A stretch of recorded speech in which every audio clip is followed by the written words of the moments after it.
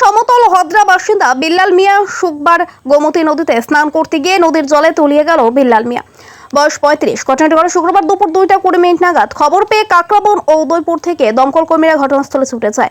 অনেক খোঁজাখুঁজি করার পর শুক্রবার বিল্লাল মিয়াকে উদ্ধার করতে সক্ষম হয়নি। অবশেষে শনিবার সকাল থেকে আমতলী হদ্রা এলাকায় ডুবুরের মাধ্যমে খোঁজাখুঁজি চলছিল। তখন 11টা নাগাদ শিলঘাটি বৈষ্ণব বাড়ির পাশে নদীতে মৃতদেহটি ভেসে ওঠে।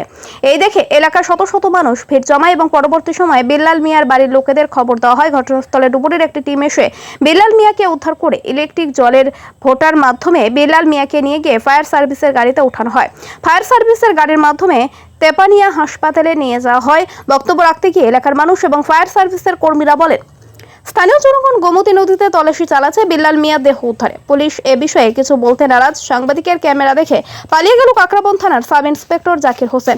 সাংবাদিকদের কোনো তথ্য দিতে রাজি নন পুলিশ। হ্যাঁ, একটা লাশ এদিকে যাইতেছে ভাইসা, তো এদিকের একটা কৃষক তারে দেখিয়া তাড়াতাড়ি দেখা কি মনে করছে, অনেকটা মনে করে, তো তারপরে দেখে কি এটা একটা মানুষ। তারপরে আরে এই একটা বাস দিয়া এদিকে আইনা কান্দাত ভিড়াই আর পরে আমরা প্রশাসনের কাছে আমি খবর করছি, প্রশাসন এদিকে পাঠাইছে, ফায়ার সার্ভিস আইছে এবং মানুষের এখানে ভিড়াভিড়। এই বিষয়টা আর কি। এখন বডিটাকে কি চেনা গেছে? বডিটা তারার যে ফ্যামিলি মেম্বার আছে তারা আয়া তারার দাবিদার হয় এই লাশটা তারারই।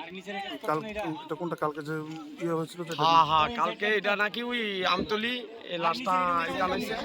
হ্যাঁ, সমতল হদ্রা ওইদিকে হওয়ার পরই এরপর তারা খোঁজাখুঁজি করছে পারছে। এটা হচ্ছে আপনার লাল টিলায় ধরে, লাল টিলা একটা ছড়ার মুখ আছে, এখানে পাওয়া গেছে। এটা কোন বডিটা?